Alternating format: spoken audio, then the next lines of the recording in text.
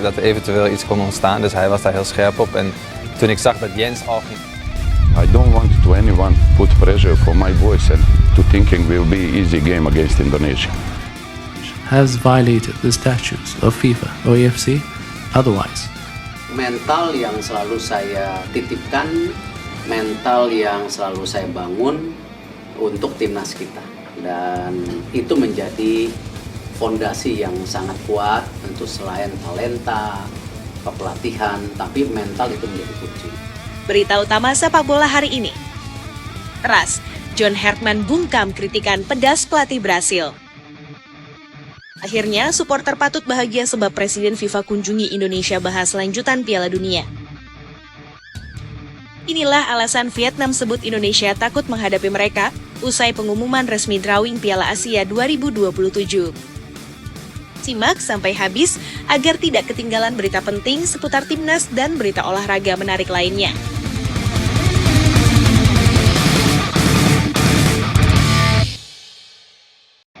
Pelatih U17 Indonesia bungkam hinaan netizen.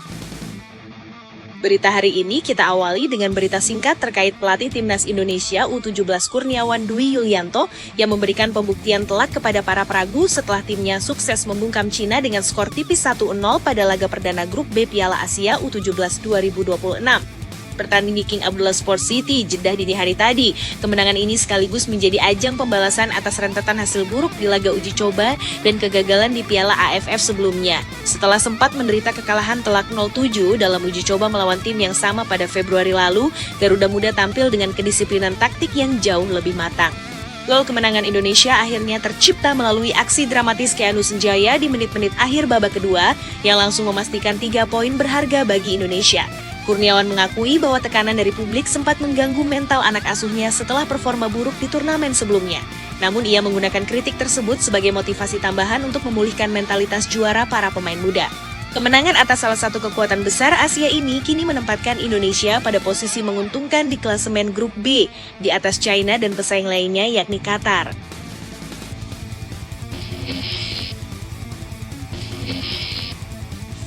Ras, John Herdman bungkam kritikan pedas pelatih Brasil. Keputusan keras yang langsung mengguncang publik. John Herdman akhirnya buka suara dan membungkam kritik pedas, bahkan dari pelatih asal Brasil yang terang-terangan menantangnya. Pelatih timnas Indonesia John Herdman seolah sudah membaca arah gelombang sejak awal bahwa pengumuman daftar 23 pemain untuk pemusatan latihan timnas Indonesia menuju Piala AFF 2026 akan memicu reaksi besar. Ia pun langsung memberikan penjelasan terkait dasar pemilihan pemain yang dinilai telah melalui proses panjang dan pengamatan menyeluruh. Namun keputusan tersebut justru memantik protes dari berbagai pihak. Nama bek muda andalan Borneo FC, Komang Teguh, tidak masuk dalam daftar dan memicu tanda tanya besar di kalangan pecinta sepak bola tanah air. Padahal performanya musim ini begitu menonjol dan sulit diabaikan. Bek berusia 24 tahun itu telah tampil dalam 28 pertandingan bersama Borneo FC dan mencatatkan 4 gol. Kontribusinya tidak hanya terlihat di atas kertas, tetapi juga berdampak langsung pada performa tim. Berkat konsistensi tersebut, Borneo FC kini berada di puncak klasemen Super League dengan 69 poin, unggul 3 angka atas Persib Bandung. Situasi semakin memanas ketika John Herdman justru memilih Muhammad Frari sebagai opsi lini belakang meski sang pemain diketahui tidak tampil dalam 3 bulan terakhir. Keputusan ini memperbesar gelombang kontroversi yang sudah berkembang di ruang publik dan menjadi bahan perdebatan luas. Kritik paling keras datang dari pelatih kepala Borneo FC, Fabio Lefundes. Ia secara terbuka meminta nomor kontak pribadi John Herdman untuk mempertanyakan keputusan tersebut. Fabio Lefundes menyampaikan bahwa dirinya ingin menghubungi langsung karena merasa ada kejanggalan dalam pemilihan pemain. Seolah terjadi kesalahan komunikasi hingga Komang Teguh tidak mendapatkan panggilan. Fabio Lefundes juga memaparkan data statistik sebagai dasar argumen. Ia menegaskan bahwa Komang Teguh merupakan salah satu bek paling produktif di kompetisi, bahkan termasuk stopper dengan kontribusi gol tertinggi. Menurutnya, di liga saat ini belum ada pemain belakang lokal lain yang memiliki kualitas setara, serta menilai Komang sebagai sosok pekerja keras dengan performa yang sangat baik dan layak mendapatkan tempat di timnas Indonesia. Menanggapi gelombang kritik tersebut, John Herdman menegaskan bahwa seluruh keputusan diambil berdasarkan pengamatan yang terukur. Ia bersama staf pelatih telah menyaksikan banyak pertandingan sepanjang musim, termasuk di kompetisi Super League, untuk mendapatkan gambaran menyeluruh mengenai potensi pemain domestik. Ia juga menekankan bahwa momen pemusatan latihan ini menjadi kesempatan penting bagi para pemain untuk menunjukkan kualitas serta mengamankan posisi di dalam skuad yang dipersiapkan menuju Hyundai Cup. Pemain yang mampu tampil menonjol selama periode ini akan memiliki peluang besar untuk masuk ke dalam skuad final Piala AFF 2026. Selain itu, performa mereka juga akan menjadi pertimbangan penting untuk memperkuat timnas Indonesia dalam agenda FIFA Matchday yang dijadwalkan berlangsung pada bulan Juni mendatang.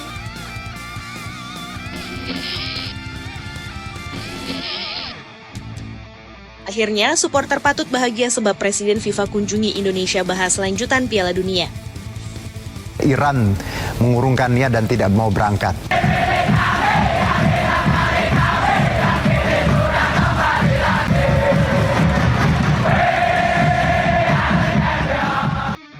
Situasi berubah secara drastis ketika keputusan besar itu benar-benar mengemuka.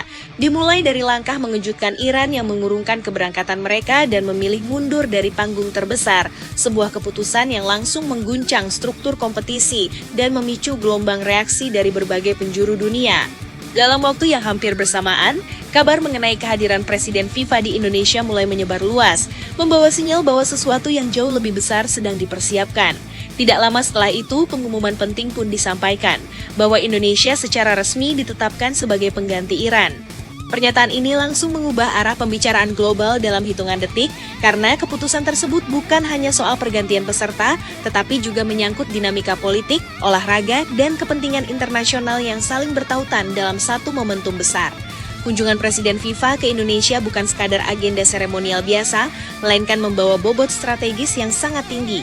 Di balik kedatangannya tersimpan pesan kuat bahwa keputusan ini telah melalui proses panjang, penuh pertimbangan, dan tidak diambil secara sembarangan. Sementara itu, di waktu yang hampir bersamaan, Erick Thohir juga diketahui menjalani pertemuan tingkat tinggi yang syarat kepentingan. Pertemuan ini membahas peluang besar Indonesia untuk menjadi tuan rumah ajang kawasan dengan label global, sebuah rencana yang jika terrealisasi akan membuka babak baru dalam sejarah sepak bola nasional. Namun di tengah suasana optimisme tersebut, justru muncul kejutan yang jauh lebih besar karena penunjukan Indonesia sebagai pengganti Iran di Piala Dunia FIFA menjadi isu utama yang langsung menyedot perhatian dunia. Awalnya, wacana ini hanya beredar sebagai rumor yang belum memiliki kepastian, bahkan sempat dikaitkan dengan skenario jalur playoff yang kompleks dan penuh ketidakpastian. Seiring berjalannya waktu, rumor tersebut sempat mereda ketika Amerika Serikat memberikan izin bersyarat kepada Iran untuk tetap berpartisipasi.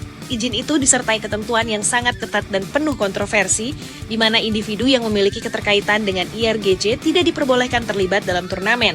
Kebijakan ini sejak awal sudah memicu perdebatan panjang karena menyentuh aspek di luar sepak bola itu sendiri.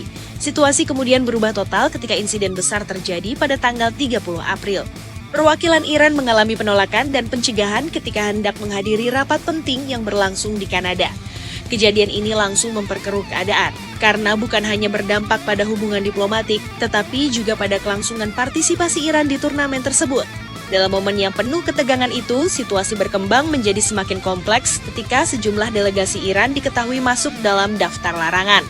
Jumlahnya mendekati 20 orang dari total sekitar 50 delegasi, termasuk pemain yang sebelumnya telah didaftarkan secara resmi. Kondisi ini menciptakan tekanan besar yang tidak hanya bersifat teknis, tetapi juga menyentuh aspek psikologis tim secara keseluruhan.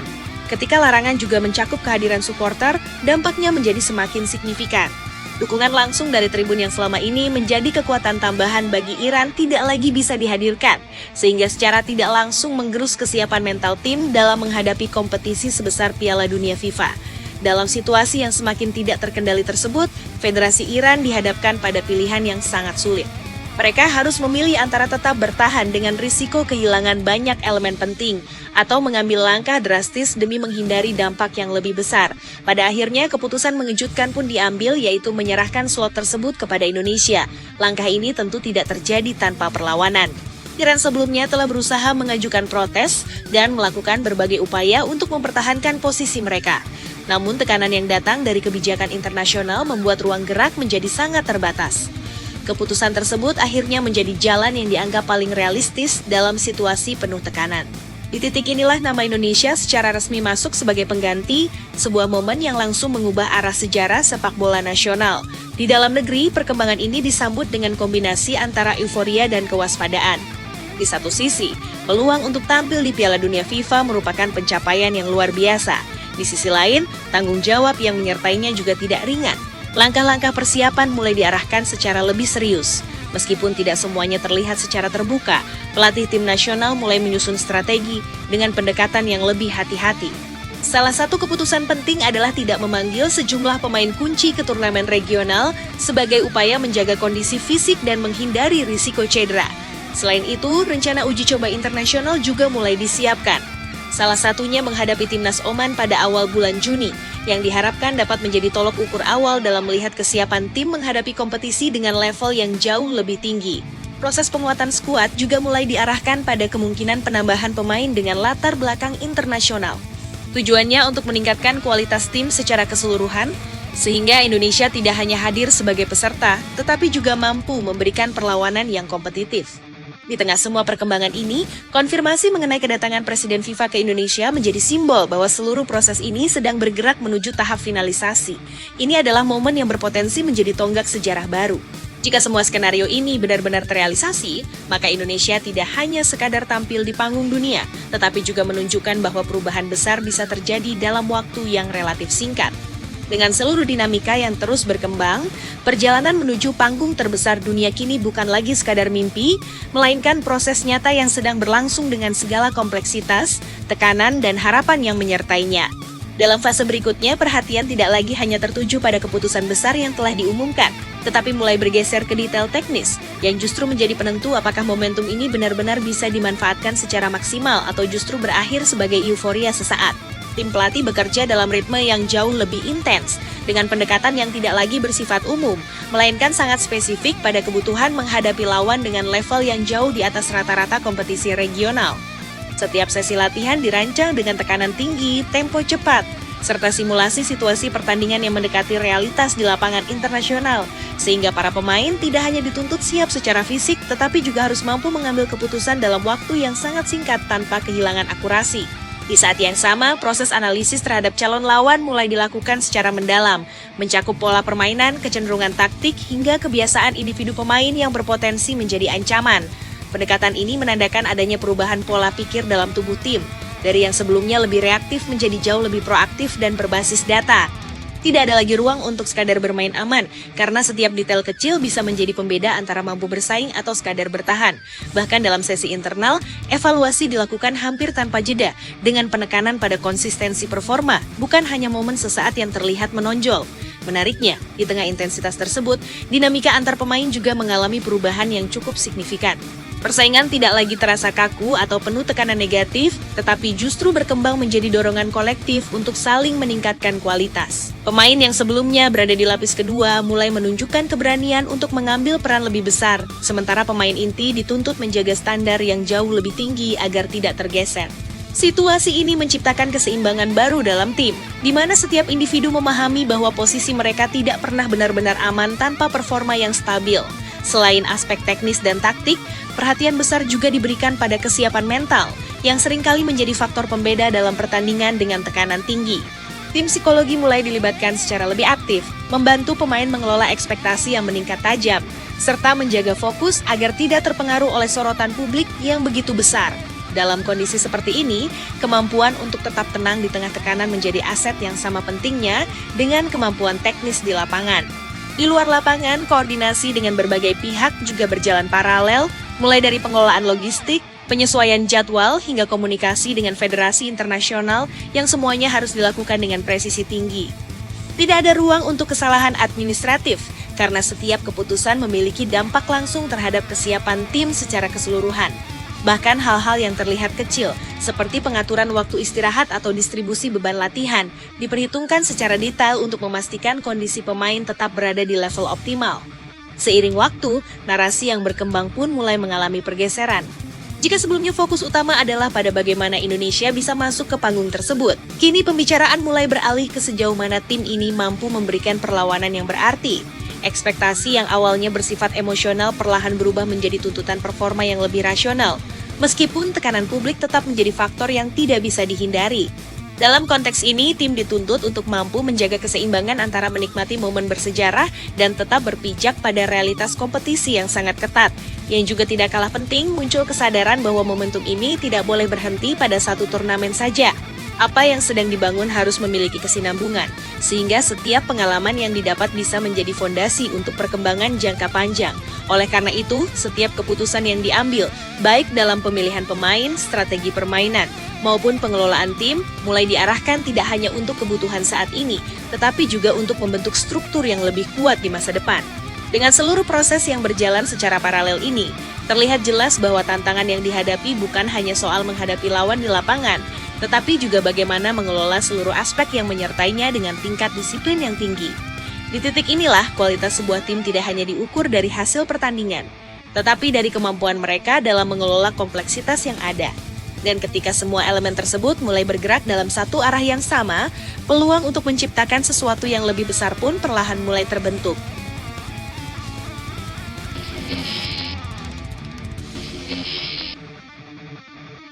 Inilah alasan Vietnam sebut Indonesia takut menghadapi mereka usai pengumuman resmi drawing Piala Asia 2027. Sorotan menuju pengundian resmi Piala Asia AFC 2027 mulai memanas ketika berbagai narasi berkembang dari luar lapangan.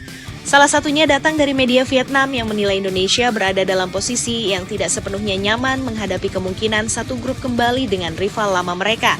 Isu ini muncul bukan tanpa konteks, karena perjalanan kedua tim dalam beberapa tahun terakhir memang mengalami perubahan yang cukup signifikan, baik dari sisi komposisi pemain, arah kebijakan, hingga hasil yang diraih di level internasional. Momentum pengundian sendiri akan berlangsung di Aturaif District yang terletak di kawasan Diriah, sebuah lokasi bersejarah yang dipilih bukan sekadar sebagai tempat acara, tetapi juga sebagai simbol penting bagi penyelenggaraan turnamen edisi kali ini. Kawasan tersebut dikenal sebagai bagian dari warisan dunia UNESCO, sekaligus menjadi representasi akar sejarah Arab Saudi, sehingga memberikan nuansa yang lebih mendalam terhadap momen penentuan peta persaingan di fase grup. Dalam proses pengundian ini, Timnas Indonesia berada di pot keempat, bersama sejumlah tim dengan peringkat yang relatif berada di bawah dibandingkan peserta lainnya. Posisi ini secara otomatis membuka kemungkinan menghadapi lawan-lawan kuat dari pot pertama yang dihuni oleh negara-negara dengan tradisi sepak bola yang mapan di Asia. Kondisi tersebut membuat peluang bertemu tim-tim unggulan menjadi sangat terbuka, termasuk kemungkinan bertemu kembali dengan Vietnam yang berada di pot ketiga, sebuah skenario yang langsung memicu berbagai spekulasi. Media Vietnam, melalui laporan yang berkembang luas, menyampaikan pandangan bahwa Indonesia berpotensi menghindari pertemuan tersebut. Narasi ini kemudian berkembang menjadi opini yang lebih tajam, seolah-olah ada kekhawatiran dari pihak Indonesia terhadap kekuatan baru Vietnam. Namun jika ditarik lebih dalam, pandangan ini lebih mencerminkan dinamika rivalitas yang semakin kuat dibandingkan analisis objektif semata. Jika melihat ke belakang, pertemuan kedua tim di Piala Asia AFC 2023 menjadi salah satu titik penting yang membentuk persepsi saat ini. Dalam fase grup saat itu, Indonesia berhasil meraih kemenangan tipis namun krusial atas Vietnam, sebuah hasil yang membuka jalan menuju babak gugur untuk pertama kalinya dalam sejarah partisipasi mereka. Kemenangan tersebut bukan hanya soal skor, tetapi juga menjadi simbol perubahan mentalitas tim yang mulai berani bersaing di level yang lebih tinggi. Namun perjalanan setelah itu tidak berjalan dengan garis lurus. Indonesia terus melanjutkan program penguatan skuad melalui berbagai pendekatan, termasuk integrasi pemain dengan latar belakang internasional, yang diharapkan mampu meningkatkan kualitas permainan secara keseluruhan. Di sisi lain, perubahan di kursi pelatih juga membawa dinamika baru, dengan masuknya John Herdman yang kini memimpin arah baru tim nasional.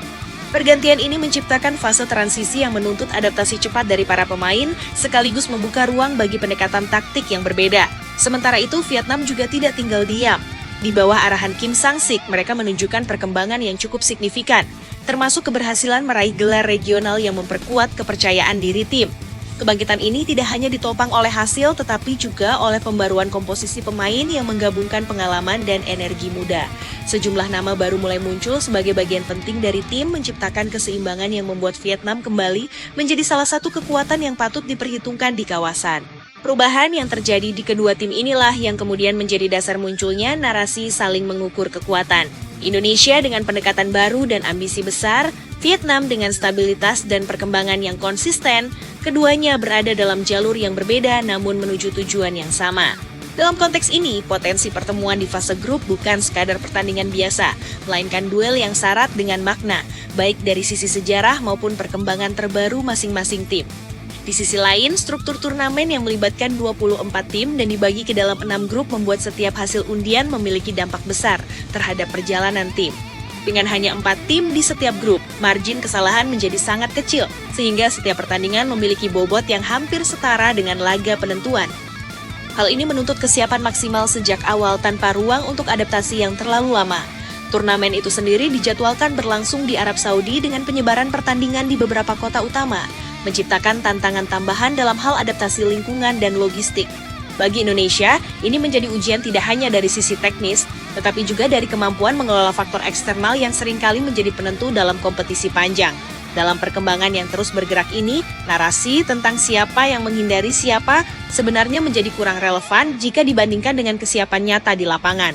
Sepak bola pada akhirnya ditentukan oleh performa, bukan persepsi. Dan dengan segala perubahan yang telah terjadi, baik Indonesia maupun Vietnam memiliki alasan kuat untuk percaya diri menghadapi siapapun lawan yang akan mereka temui. Ketika dinamika ini terus berkembang, perhatian publik perlahan bergeser dari sekadar hasil undian menuju bagaimana masing-masing tim menyiapkan diri menghadapi kemungkinan terburuk sekaligus peluang terbaik yang bisa muncul dari komposisi grup yang terbentuk. Dalam konteks ini, Timnas Indonesia tidak lagi bisa hanya mengandalkan momentum atau semangat semata, karena level kompetisi di Piala Asia AFC 2027 menuntut kesiapan yang jauh lebih kompleks dan terukur. Setiap detail kecil mulai dari transisi permainan, efektivitas set piece, hingga konsistensi dalam menjaga bentuk pertahanan menjadi aspek yang tidak bisa diabaikan, mengingat lawan yang dihadapi memiliki kualitas individu dan kolektif yang jauh lebih matang dibandingkan kompetisi regional. Pendekatan yang mulai terlihat adalah upaya membangun fleksibilitas taktik, di mana tim tidak terpaku pada satu skema permainan saja, tetapi mampu beradaptasi dengan cepat terhadap situasi yang berubah di lapangan. Hal ini menjadi sangat penting, terutama ketika menghadapi tim-tim dari pot atas yang memiliki variasi strategi dan kedalaman skuad yang lebih baik. Dalam situasi tertentu, kemampuan untuk bertahan dengan disiplin tinggi bisa menjadi kunci, sementara di momen lain, keberanian untuk melakukan pressing dan mengambil inisiatif serangan justru menjadi pembeda. Pola seperti ini membutuhkan pemahaman yang kuat dari setiap pemain, karena kesalahan kecil dalam membaca situasi bisa berujung pada konsekuensi yang besar.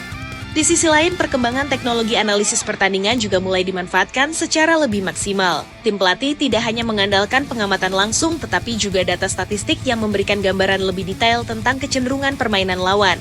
Mulai dari pola distribusi bola, area dominasi, hingga kebiasaan individu pemain dalam mengambil keputusan, semuanya dianalisis untuk menemukan celah yang bisa dimanfaatkan.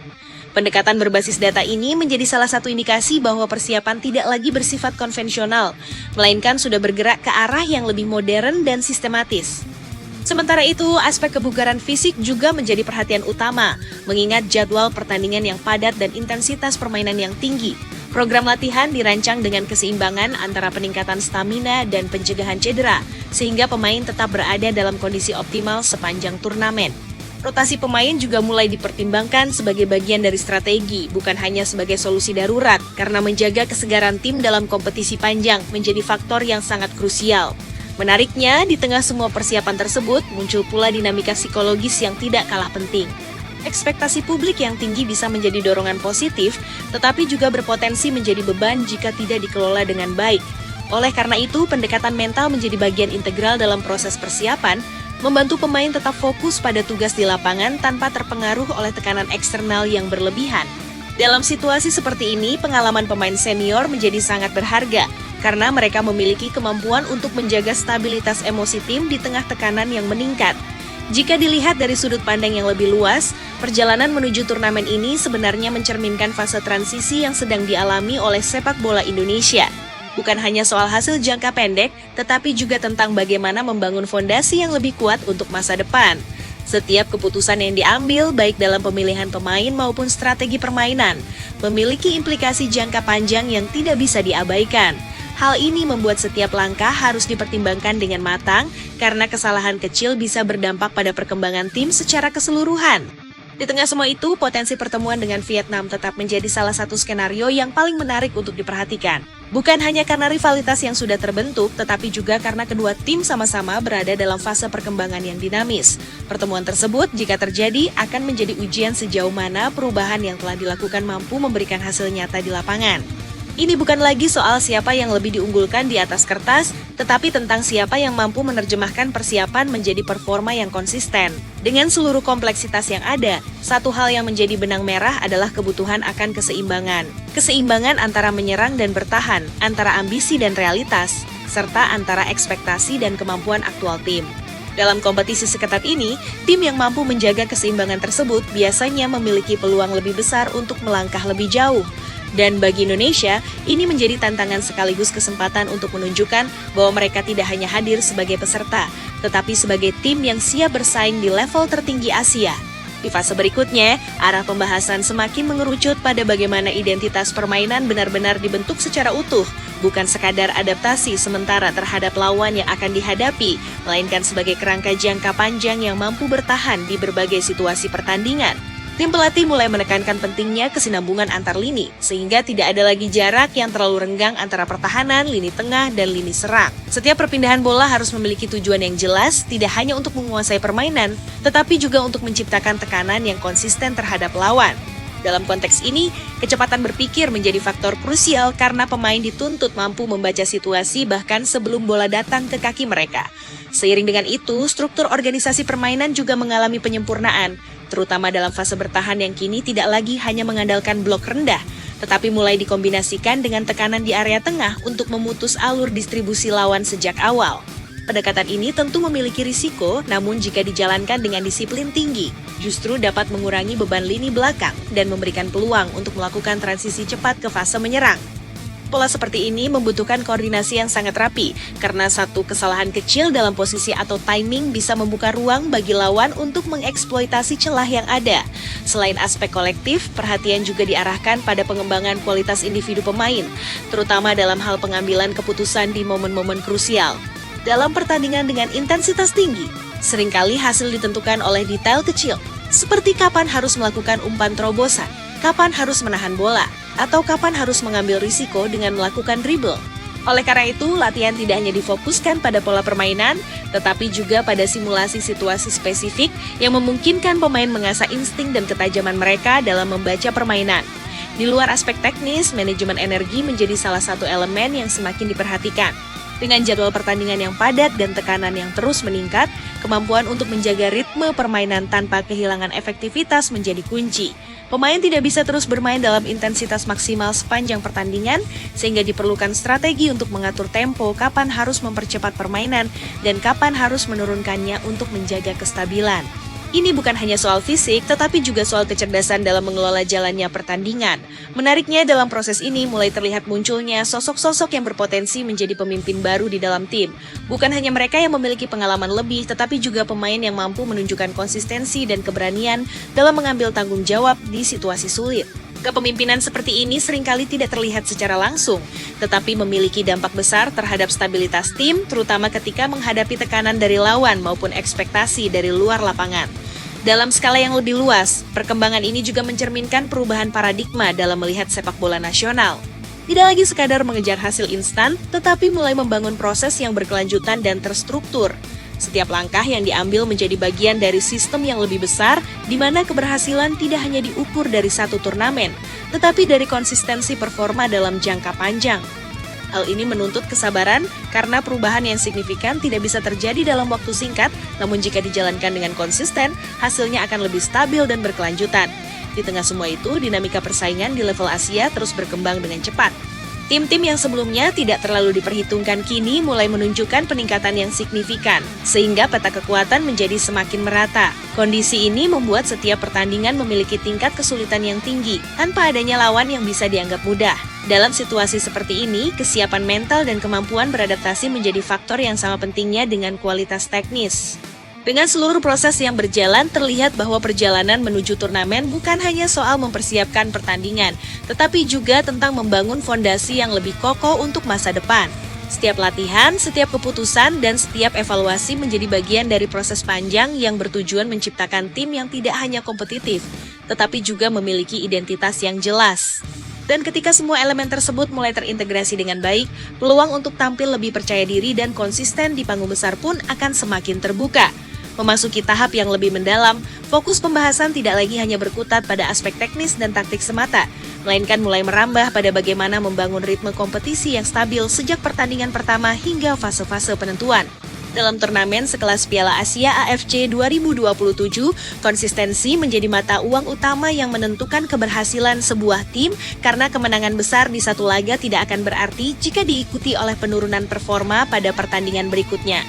Oleh sebab itu, pendekatan yang digunakan mulai mengarah pada pengelolaan performa secara bertahap, memastikan bahwa setiap pemain mencapai puncak kondisi di waktu yang tepat, bukan terlalu cepat dan bukan pula terlambat. Dalam kerangka ini, komunikasi di dalam tim menjadi elemen yang semakin diperkuat, baik di dalam maupun di luar lapangan.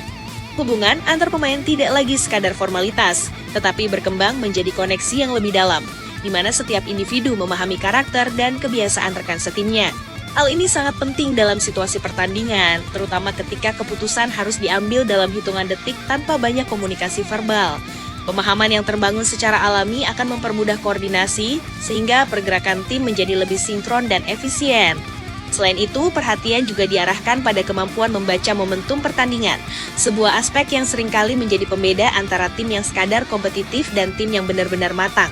Momentum bisa berubah dalam sekejap baik karena gol, kesalahan individu maupun keputusan wasit, sehingga kemampuan untuk merespons perubahan tersebut dengan cepat menjadi sangat krusial. Tim yang mampu menjaga fokus dan tidak kehilangan arah ketika momentum berbalik biasanya memiliki peluang lebih besar untuk mengendalikan jalannya pertandingan. Di sisi lain, pendekatan terhadap strategi lawan juga semakin spesifik dan terarah. Setiap tim yang berpotensi dihadapi dianalisis secara mendalam, tidak hanya dari sisi kekuatan, tetapi juga kelemahan yang mungkin tidak terlihat secara kasat mata. Informasi ini kemudian diterjemahkan ke dalam rencana permainan yang fleksibel, sehingga tim memiliki beberapa opsi yang bisa digunakan sesuai dengan perkembangan di lapangan.